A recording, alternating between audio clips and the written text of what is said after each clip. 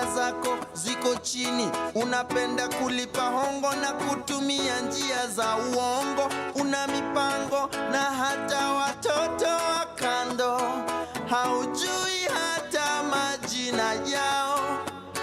Kura yako uliuza maini figo, ukakulia hadi dini, kisha wasema tukuthamini, na wewe hapo hauaminiki, na wewe hapo haupangiki. Wapi kidero when you need to slap somebody? Complain ufisadi kwani ulidhani t-shirt 50 bob leso siku ya campaign ilikuwa free? Ni 5 year loan investment utalipa kingia parliament. We are one, amani we are one. Na utumishi kwa wote, utu missing CCTV we were watching. Racial insecurity na job opportunity ni kama mti ya kibiriti. Side moja heavy, usiniambie Kenya kuna umaskini, kwani hizi fat fingers zinaibia nane? Maskando ina threaten our survival. Media define leadership, na sura ukiaka front page ina improve readership. Ambia wase wa Twitter wa hashtag hii ama hash reality doesn't make a good TT. Commission of inquiry wanakula commission bila kutupa ukweli, ni kubaya. Baka kukiwa kuzuri unashindwa nini mbaya. Machozi ya perpetrator ineza dilute damu ya victim ilimwagika. After all is said and done, all will be said, nothing will be done. You're not my tribe, but you're my blood type. Like it doesn't have to take tragedy to know that. Sheria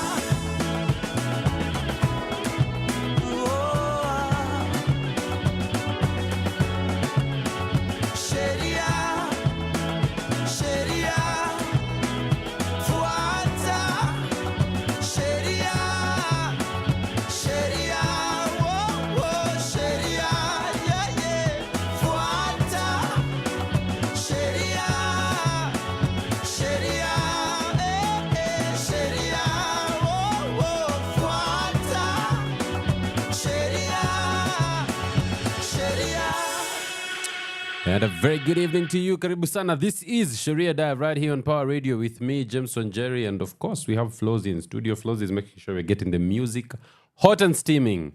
Karibuni sana. It's a wonderful day. I hope you had a good start to the week. I think most of the complaints I've seen today have been from people who are saying they were just not ready for this Monday. Everyone says the weekend was a bit short.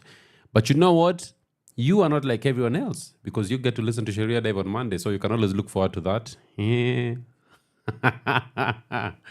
Welcome to this show. Today, we're going to be talking about a case of serious injustice that happened to an individual and how the courts were able to reverse that and give this gentleman justice. But this comes because I keep hearing time and again, and I know you've talked about this here probably before, that when you buy a second-hand item, do you actually realize the type of danger that you're putting yourself through and the type of risk that it takes? So I thought, why don't we actually talk about the steps you should take when you're buying something secondhand from someone else? What are the things you need to do to ensure that should that matter actually end up becoming a legal issue, then you can easily go ahead and deal with that. Remember, if you have any questions on today's conversation, you can reach out to us on the socials at Pawa Radio, at James WaNjeri, and on the YouTube live. You can also post your questions in the chat section. This is also the good time to send out that link and invite other people to come and join us on Sheria Dive. We're here between 5 and 6. And then after that, you can go have dinner and have a lovely rest of the week. But today, we're talking about injustice and how that second-hand item could land you in serious, serious trouble. This is Sheria Dive. Pawa Radio. Tune in and power up.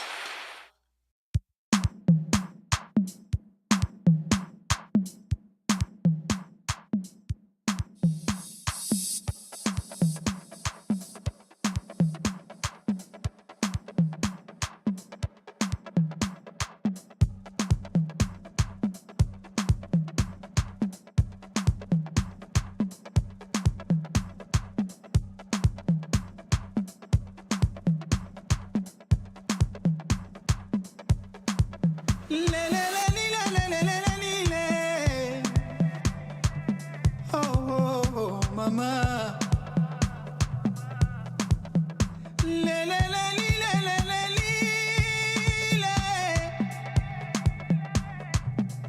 Oh, mama. Hasira za nini? Hasira za nini we mama? Wataka kuniua bure. Wataka kuniua mimi. Mimi na wangu nyumbani. Nawe una wako nyumbani. Mimi na wangu nyumbani. Nawe una wako nyumbani. Mimi na wangu nyumbani. Nawe una wako nyumbani. Chuki ya nini kati yangu mimi na wewe? Chuki ya nini kati yangu mimi na wewe? Chuki ya nini kati yangu mimi na wewe? Chuki ya nini kati yangu mimi na wewe? Chuki ya nini kati yangu mimi na wewe? Chuki ya nini kati yangu mimi na wewe? Chuki ya nini kati yangu mimi na wewe? Chuki ya nini kati yangu mimi na wewe? Chuki ya nini kati yangu mimi na wewe? Chuki ya nini kati yangu mimi na wewe? Chuki ya nini kati yangu mimi na wewe? Chuki ya nini kati yangu mimi na wewe? Chuki ya nini kati yangu mimi na wewe? Chuki ya nini kati yangu mimi na wewe? Chuki ya nini kati yangu mimi na wewe? Chuki ya nini kati yangu mimi na wewe? Mimi sina makosa. Mimi sina makosa, mama. Hasira za nini? Wataka kuniua bure mimi. Hasira za nini, mama? Wataka kuniua bure mimi. Mimi nina wangu nyumbani. Nawe una wako nyumbani. Mimi nina wangu nyumbani. Nawe una wako nyumbani.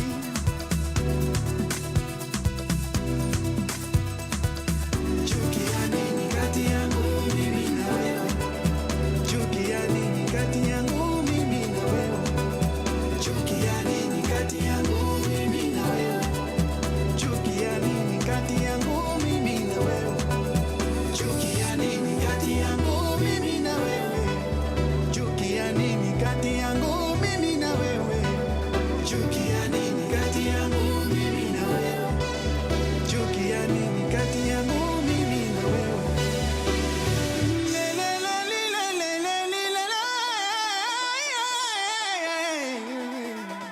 Mama, wataka kuniua mimi. Chuki ni ya nini nawe? Wataka kuniua bure mimi. Na mimi sina maneno na wewe. Wangu hayuko. Chuki ya nini kati yangu mimi na wewe? Wangu hayuko. Chuki ya nini kati yangu hayuko.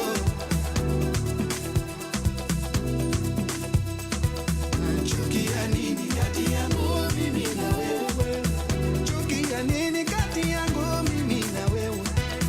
Chuki ya nini kati yangu mimi na wewe? Chuki ya nini kati yangu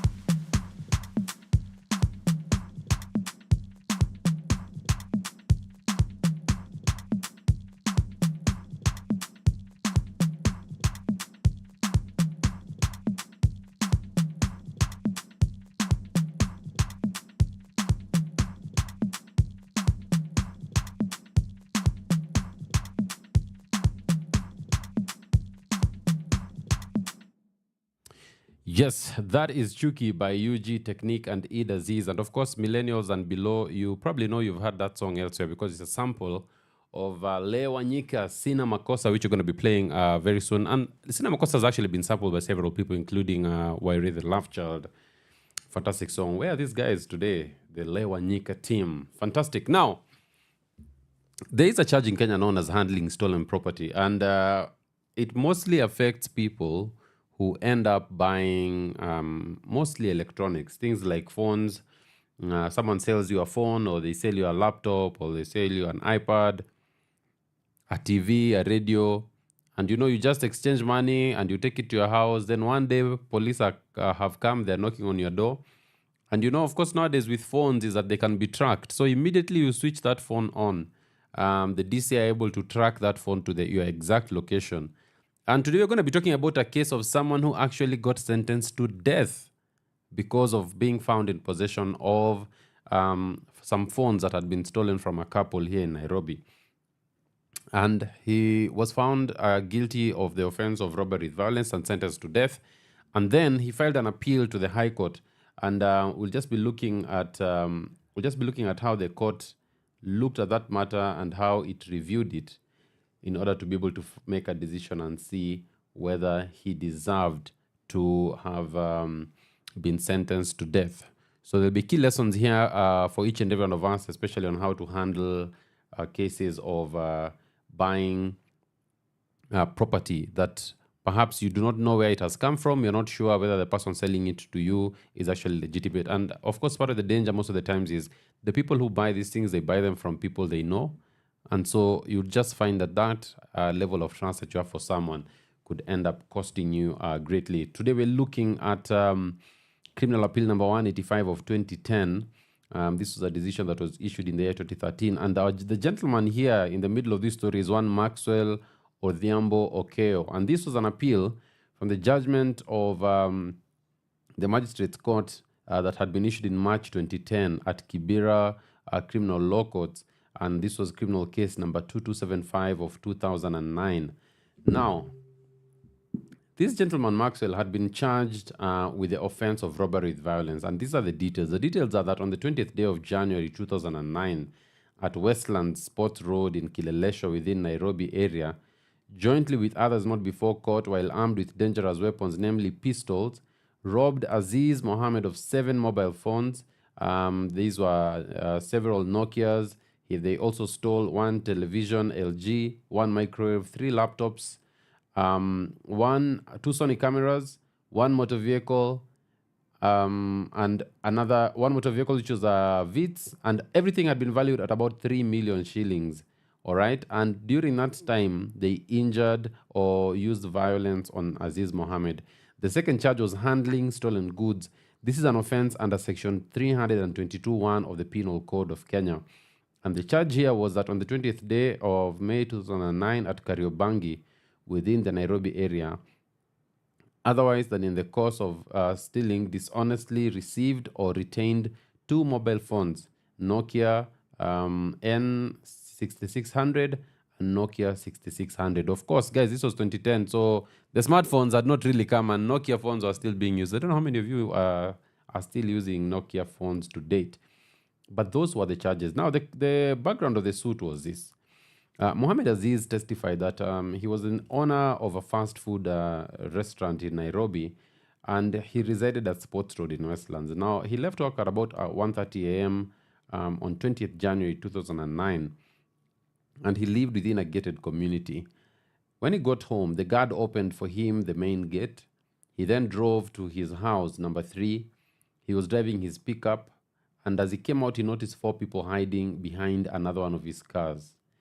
So, according to him, he said that he walked to his house, and while opening the door, 2 men accosted him. One had a small gun. They ordered him to stay quiet and lead them into the house. They also asked him to advise his wife inside not to make any noise. All the robbers got into the house. They tied his hands behind him. The lights on the staircase, the dining place, and the bedroom were on. They pushed him on the floor where he lay facing the wall. The robbers then emptied his pockets. They asked his wife for money and gold and went around the house looking for properties. They left him in his bedroom with his son, who was in tears, and locked the door. After some time, his wife untied his hands. He jumped out of the bedroom through a small window to the small sitting room and walked out of his house to his neighbors.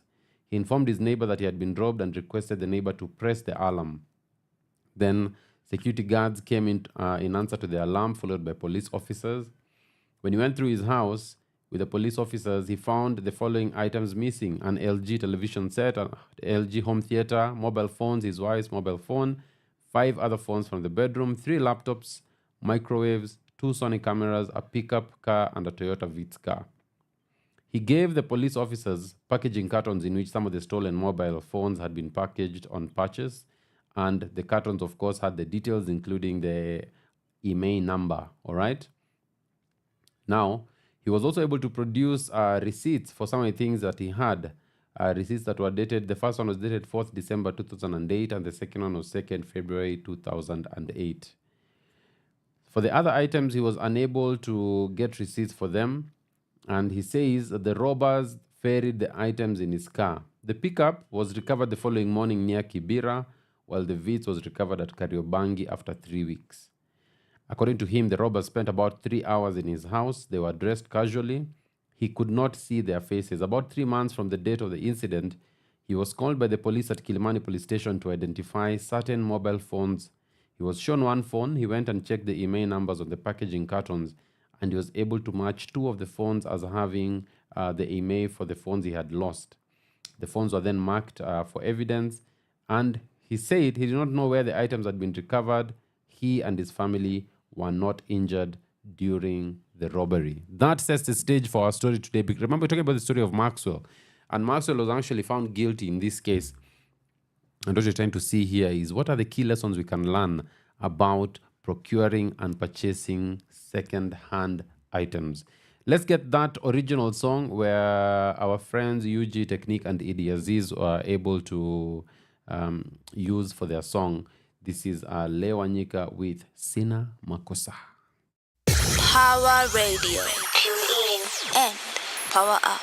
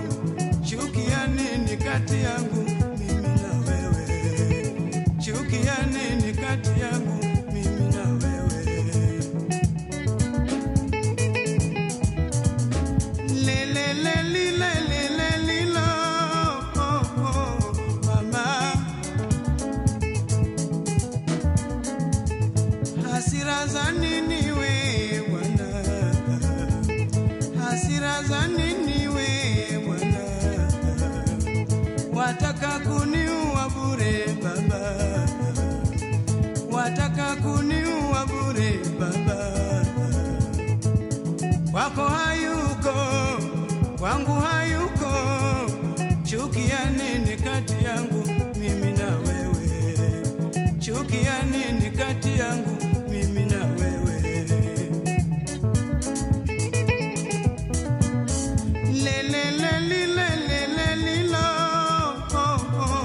Mama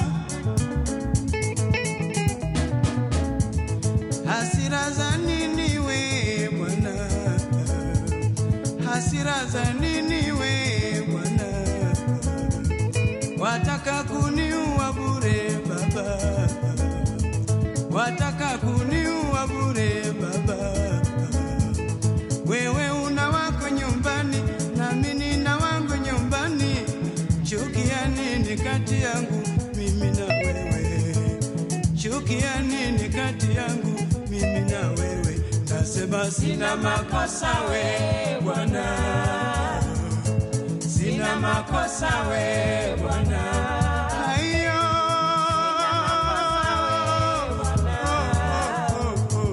sina makosa we Bwana.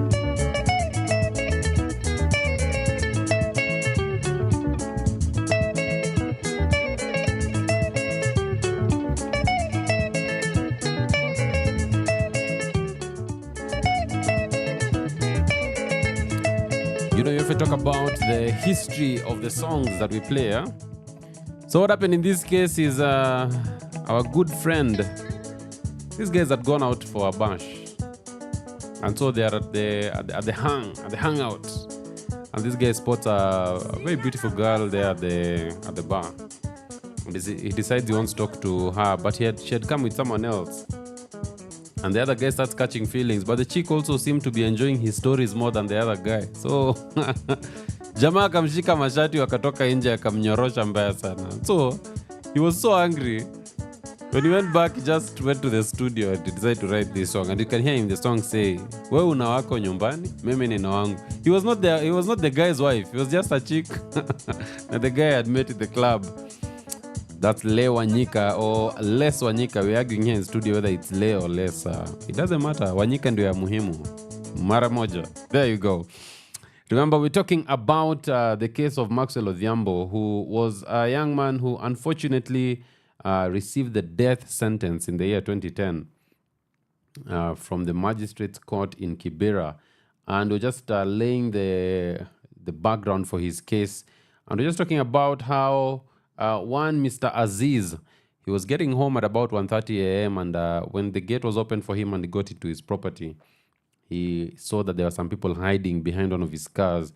And when he went to the door, he was followed by two men, and then they took him into the house. They stole from him, but they did not assault him. They stole from him and his wife, and his child was also at home. Now, on her part, his wife, Priti Vadgama, informed the court that she lived at Sports Road, Westlands, with her husband. She was woken up at about 1:30 a.m. by her husband on that 20th day of January 2009. He was in the company of two men, one of whom had a gun and he wore a mask. The couple's hands were bound with ropes. She was ordered to sit on the bed while her husband was ordered to lie on the floor face down. The masked robbers demanded for money and jewelry. She directed one of the robbers to a small room where the jewelry was. They threatened to take away her husband, never to return him if the couple did not cooperate. They stole jewelry, mobile phones, cameras, and laptops. They ransacked the entire house. They took the keys for all the 5 cars belonging to the family and loaded the items there. They then locked the family in the bedroom. And after almost 3 hours, they left. She informed the court that she was able to untie her husband's hands. Her husband sought the neighbor's help, and when the alarms button at the neighbor's house was pressed, security officers followed by police officers arrived. 2 cars were stolen but were later recovered. She said she did not see the accused person during the robbery. Now, the third witness was one Paul Irungu Mwangi. Paul Irungu was a matatu driver operating on the Kariobangi city center route. And according to him, in February at the Hilton bus stage in Kariobangi, he was approached by a man called Odhis. Now, he did not know if the person was named Odhiambo or Ochieng. He knew Odhis as a driver who was driving along the same route. He drove a minibus. He informed, Odhis informed Irungu that his wife was unwell and he wanted some money to take his wife to hospital. Irungu then said that he needed security for the money he was going to give. All right? And according to him, Maxwell Odhiambo here told him that he had 2 Nokia phones for sale. Irungu testified that he saw the 2 phones, which he confirmed to be the 2 Nokias. So Maxwell agreed to sell one phone for 6,500 shillings. He stated that the receipts on the purchases were lost, and should any person ever inquire from Irungu about the phones, he should refer that person straight to Maxwell. Irungu paid the full sum and took possession of the phone and started using it. After 4 or 5 months, he was called by a police officer through his number and told the officer had a vehicle which he wanted Odhiambo to drive. They met at a Karioko garage where Irungu was arrested. Now, Irungu, while in court, confirmed the number the police officers contacted him through was his. He was booked in at Kilimani police station. He identified the phone he was arrested while using, and he told the police about the person who sold him the phone, who was Odhis. He was locked for 2 days, during which he sent friends to go look for Odhis. Odhis was then arrested the same day at Kariobangi. Irungu stayed in custody for another 3 days and was released. He had known Odhis for about 3 years. The two had driven matatus during those years. Irungu identified Odhis as the person in the dock at the trial. Okay, so Maxwell Odhiambo was actually standing there, and Irungu said, yes, that is the man who sold me the phone. Now, when Irungu bought the phone, he did not know it was stolen, but he was assured by Odhis that he never dealt in stolen items. When he was cross-examined, Irungu stated he was in custody for 7 days before he was released, and the phone he was arrested using was one of the Nokia phones that had been stolen from Aziz, and the serial number ended with 120. Okay, the serial number he gave to the police was 380 21 75 91 20, and this is the phone that he had. Now, the police officer, one George Wamae, took over the investigations from another officer, Inspector Langat. He took over the file on 15th October 2009, and he said that from Langat he received the following exhibits. The first was the 2 phones, then the packages for the phones, and also he was given, I believe, one of the laptops. Now, he said that he was involved in the initial investigation. He testified that we had arrested a person who led us to the person who sold him a phone, then led us to the accused person at Kariobangi. The suspect was arrested in the presence of officers from Kariobangi police station. And the suspect, who was Irungu, was able to identify the accused person in the dock. The complainant, of course, was Aziz, and Aziz had reported to the police that he was attacked as he entered his compound. He was taken into his house. The phones were recovered from a person who had implicated Odhiambo, who was Irungu, and he was found with a similar phone. So he produced the exhibits that had been mentioned for identification. Now, it was a turn, of course, of Maxwell Odhiambo to give his response to the case that was against him. And he stated that indeed he was a matatu driver. When he was informed that the police were looking for him, once they got him, they arrested him and beat him up. They placed him in police custody and they alleged that he had their phones. After 10 days, he was brought to court and charged with the offense of handling stolen goods. When he was cross-examined, he testified that he knew Irungu was a fellow matatu driver and said that Irungu had a grudge against him. Odhiambo said that he had been employed before Aziz. He had been employed before to drive a certain matatu. He did not sell Irungu the phone, and Irungu had threatened to harm him. He also said that he had no grudge against the officers who arrested him. On arrest, he testified that he only had one phone, Nokia 110, which he gave to be taken home after his arrest. He denied that he had a Nokia N6600. He gave one individual named Kevin his phone to take for him home when he was arrested. And he never sold any phone to Mr. Irungu. Now that is the case. And, I think one of these days I'm going to be giving you these cases and ask you, if you were the magistrate, having listened to that case, you've listened to both sides. You've listened to Aziz and his wife and the police, and Irungu. You've listened to the accused person, Mr. Maxwell. Who do you think was guilty of this offense? Do you think they had a proper case? Do you think the case that had been set was enough to convict this gentleman, or it was a weak case? Anyway, you don't have to think too much, because when we come back after this song, I'm going to be telling you what the lower court did. But today, we're dealing with the appeal that was filed at the High Court. Remember, in Kenya, if you're unsatisfied with the decision of a court, you can always appeal to the court above it to be able to say, hey, set this aside. So when we come back, we're going to talk about what the lower court said. But most importantly, remember, Irungu's argument was that the only reason he took the phones was because they were used as security. And anyway, he knew Odhiambo for a period of 3 years, and they had been together driving matatus during that period. And that is the reason he never sought to ask for receipts or any of those things. And he didn't demand for them, even when Odhiambo had said they are not available. And this is a very, very common story, because people will easily take things from people they supposedly know or trust. When we come back, we'll look at what the court decided. From sunrise to sunset, all day and night. Power Radio.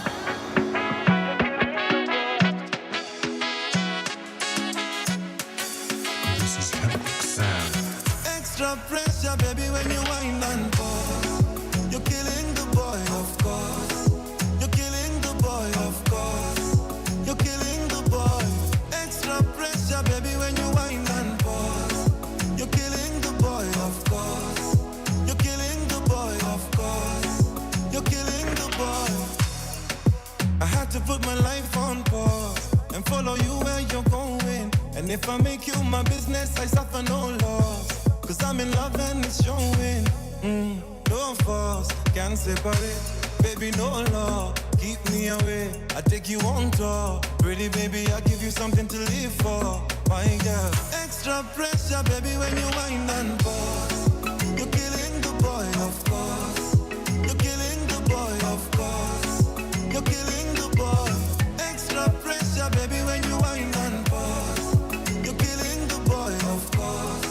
You're killing the boy, of course. You're killing the boy. Bread and butter, food when you wine them and them scatter. And we wine got the moves like chatter, reggae and ragga. Slow down, baby, before you get my babies. You gon' make the man them go crazy. Akecha kucheka na mimi neza koko kose kuamini. You say you wanna chop my money. You say you wanna call me daddy. Oh, I can be a sugar daddy, mama. I can put you on top. Put you in a song. Yeah. Baby, chop and chop, don't stop. Cause you're the sauce on top, baby. Extra pressure, baby, when you whine and pause. You're killing the boy, of course. You're killing the boy, of course. You're killing the boy. Extra pressure, baby, when you whine and pause. You're killing the boy, of course.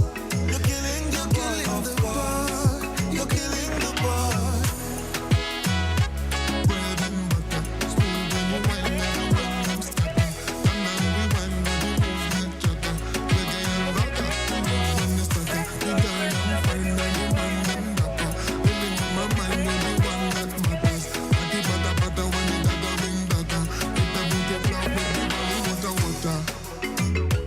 Extra pressure, yo. Extra pressure, yeah. That's Bien and Bensol. You're in it extra pressure. Where I come from, I should be congratulated for just saying that correctly. Okay. We're talking about the case of Mr. Maxwell Odhiambo. Now, having heard this evidence, the magistrate in the lower court was satisfied that indeed a robbery had taken place in Aziz's house in Westlands on 20th January 2009. The robbers had been armed with pistols. Only one was masked. And according to Aziz and his wife, they were not able to identify the robbers. They were, however, able to identify their 2 phones which had been exhibited in court. These were among the 7 phones that had been stolen from them. Irungu was found with one of the phones. And according to the investigation officer, he said that Odhiambo had one of the 2 phones while arrested. The 2 phones were identified beyond reasonable doubt to belong to Aziz and his wife. Irungu and Mr. Odhiambo, who was the accused, were found in recent possession of the 2 phones that had been robbed from Aziz and his wife. Indeed, they would have had to explain how they came to be in possession of these phones.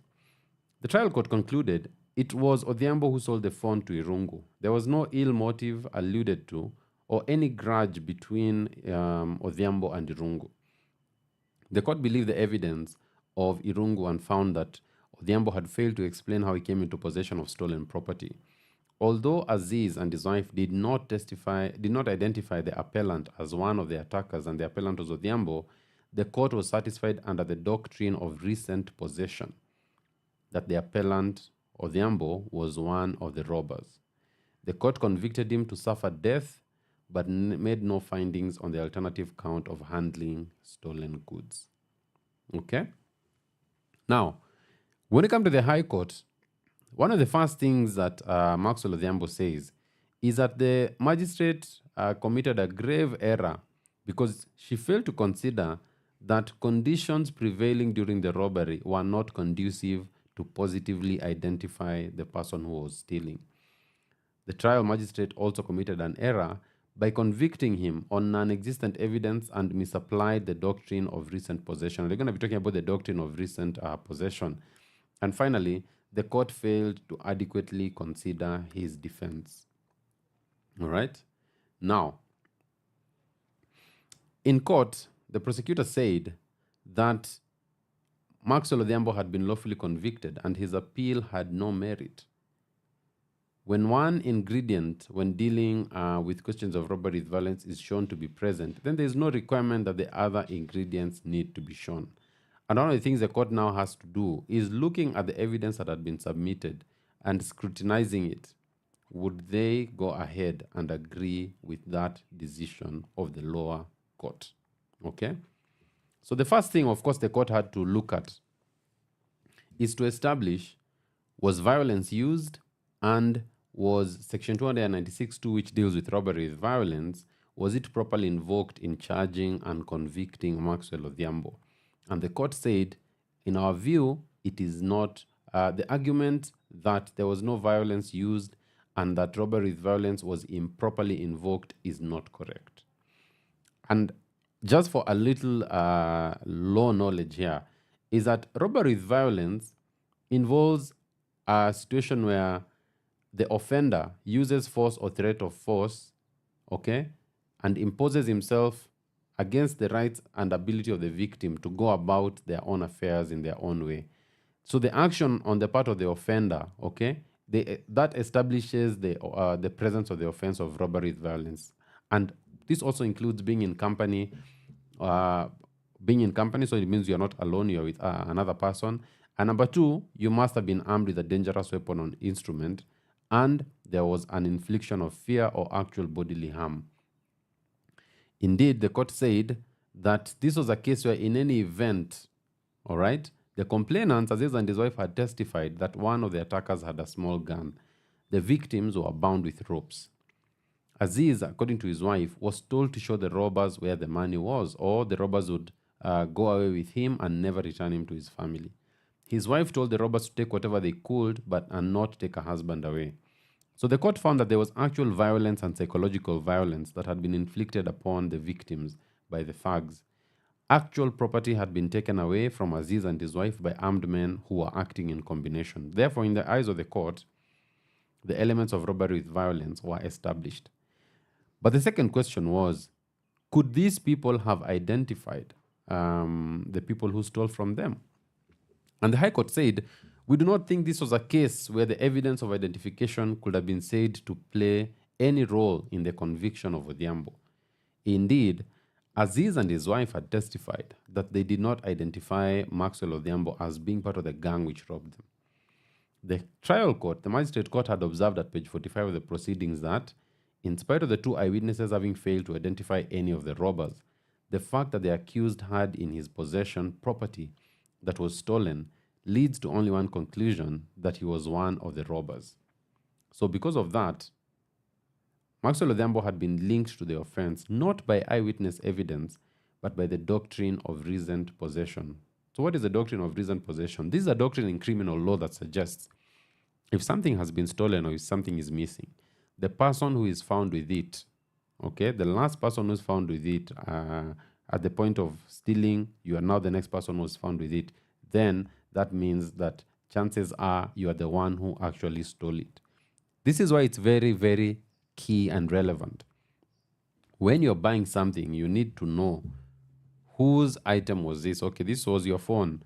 Do you have a receipt? Do you have proof that this was your TV? All that. Because if you're caught with it, the doctrine of recent possession suggests that the next person found with a stolen or missing item then is the one that is responsible for stealing it. Okay? Now, his suggestion in his ground of appeal that he had been convicted on eyewitness evidence that was not free from error had no basis. In his appeal now before the High Court, he was basically raising two substantive grounds. And he was saying, number one, the charge sheet was not supported by the evidence. And number two, the doctrine of recent possession had been applied improperly. Okay? Now, the court said this. We have carefully and with a lot of anxiety examined the contents of the charge sheet against the evidence that was presented by the prosecution. There were defects. The only question to our mind being whether these defects can be regarded as material and whether such defects occasioned the appellant or Maxwell's failure of justice. For instance, the court considers that the charge sheet had stated 7 mobile phones were stolen from Aziz and his wife. Now, only 3 mobile phones had been named in the main offense. The phones that had been named in the alternative charge of handling stolen goods were 2. Okay? So the court was of the view that the last of the 2 phones in the alternative charge were not part of the main charge of robbery with violence. There were no 7 mobile phones shown to have been stolen in the evidence of the complainants. Only 3 phones are stated in the main charge, and the details of the phones in the alternative charge of handling, they did not match the details of the offense of robbery.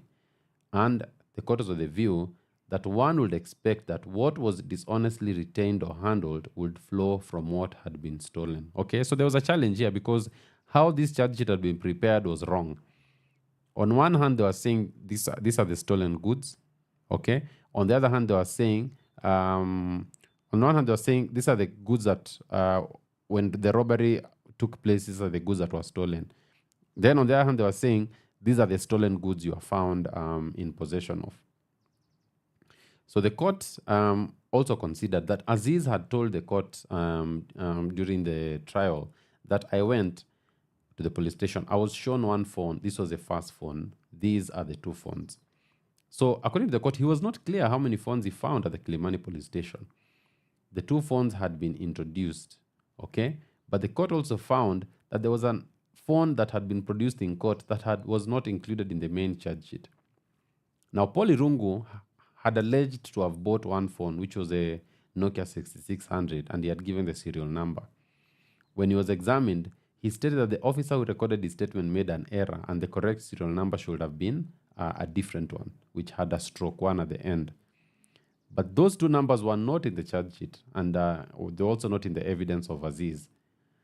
The police corporal who actually took over the investigations said that although he had carried out the initial investigations, his evidence could not explain the defects in the charge sheet. And there was clearly a glaring mismatch between the details that had been given by the prosecution witnesses and those that were stated in the charge sheet. And those defects, unfortunately, they went to the root of the case, okay? And they caused a miscarriage of justice. So what was the court saying here? The police did a shoddy job in the investigations. The police did a shoddy job in classifying this evidence. The police did a shoddy job in identifying the specific evidence. Even getting the IMEI number, they got it wrongly. Deciding which phones were for which crime, they got it wrongly.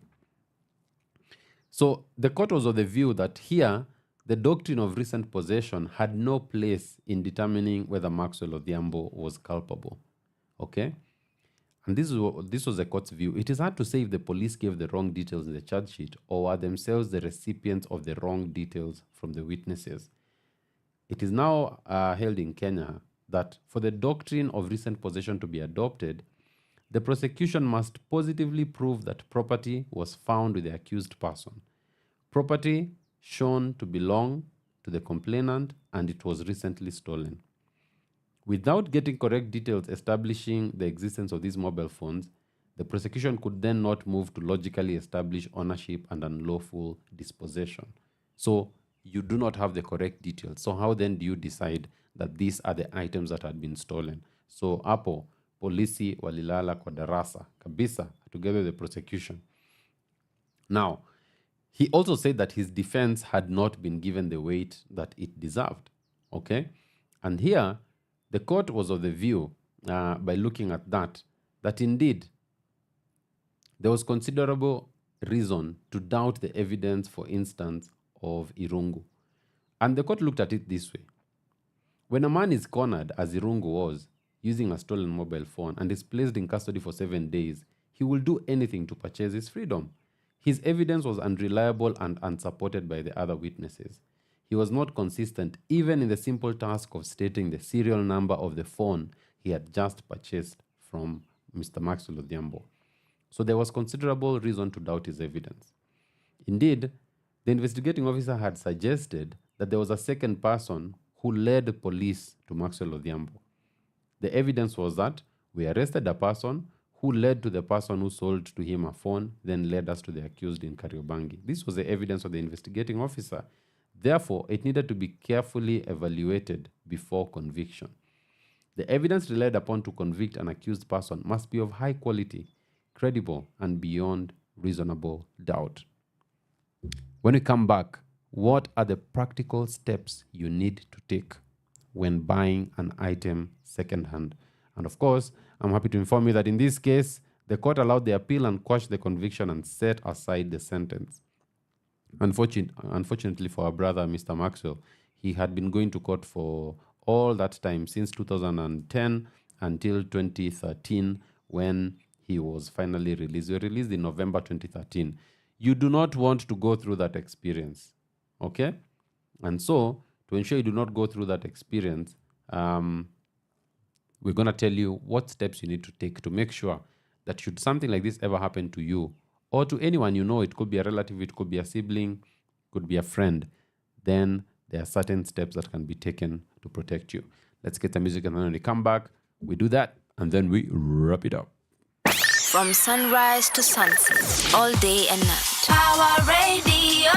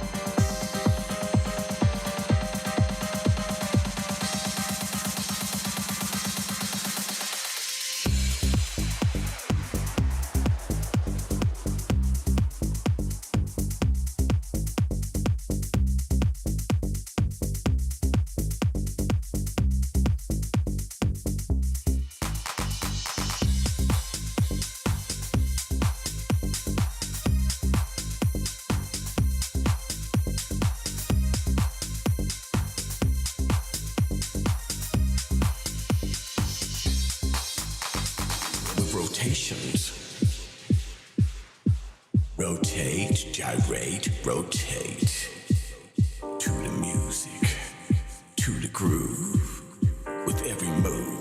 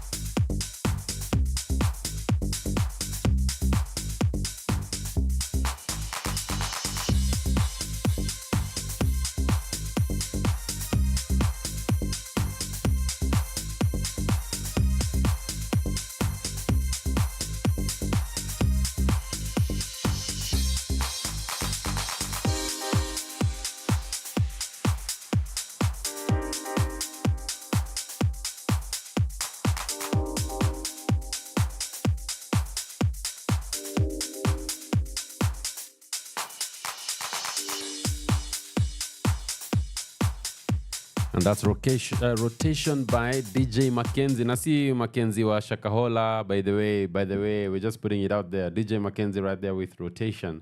Now, ladies and gentlemen, when you're buying something secondhand, you need to take the following steps. Okay? Number one, ask for proof of purchase from the person that is selling to you. This can be by way of a receipt. Okay? They give you a receipt that shows this is what I bought, and this is when I bought it, and this is how much it was. Okay? If someone does not have that, if it's let's say a phone, an electronic, it probably had a box. And especially for phones, you need to always keep the box for the phone because it contains details that can be used to prove ownership. If that is not there, muandikiane, just write a simple agreement saying, I, so and so, have bought this item. You describe the item from X person. I have bought it for this amount, okay, on this date, and both of you sign, and you keep a copy of that agreement. It also helps that the payment that you do, make sure it's a payment that can be traced. So try and do something like M-Pesa. Then you can clearly show that this is the day the money was sent to this person. So, the other thing you can also do is you take photos. You know, we always encourage people, when you're doing a transaction, try and take photos with the person. Mmeshika hiyo simu hivi mkiwa wawili. Mmepigwa picha. That can be used in case anyone ever comes after you and the police come after you and tell you that you've been found in possession of stolen property. That will be very useful information in getting your way, because remember, what the police want to do is to get the correct person who did it, and you will be helping them a lot in determining who was the person who did it and how did they do it. So the most important thing you need to realize is record. You need to have a record. And even that agreement you have, get a witness, get someone there to actually come and co-sign to show that that is what has happened. And of course, if you're called by the police, you have to give them the correct information and say, this is what happened, this is how it happened. So when you do that, you prevent yourself from a life of heartache. But most importantly, if you can, avoid buying second-hand electronic items, because most of the time, they're actually stolen or their source cannot be determined.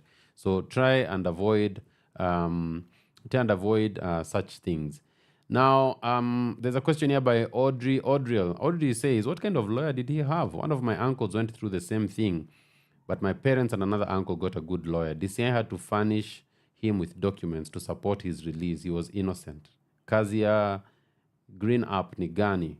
Okay, fantastic. We are happy. Audrey, if your uncle was sorted, that's a good thing. And as remember, what you always say is, the most important thing is to ensure that innocent people are not behind bars.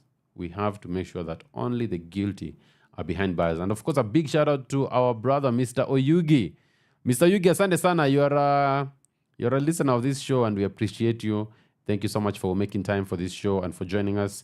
We're done with this show. Remember, you're only here on Mondays between 5 and 6. And on Saturday, we'll be here between 2 and 4 to catch between 1 and 3. I need to take some sugar. So Saturday, 1 to 3. Monday, 5 to 6. Now, If you'd like to catch some of the older shows we've done, you can go to the Power Radio YouTube page and you'll find all the shows we've done before. So if you're interested in this legal content, just to be able to learn a bit about the law and how the law works in this country, just head over to Power Radio channel on YouTube, and you're going to get all this. And not only for this show, but for all other shows. Remember, we have a hip-hop show. They have fantastic hip-hop music, some of the hip-hop you've never heard before. We also have conversations by women, but not for women only, for everybody, but led by women. And of course, we have our reggae show every Friday between 4 to 6 by our very own Flozy. Is there any other show I'm forgetting? I think that's it. Yeah. So fantastic. Thank you so much for joining us right here on Power Radio, on Sheria Dive. Have a lovely evening and a lovely rest of the week. God bless you. Tuko pamoja. Power Radio. Tune in and power up.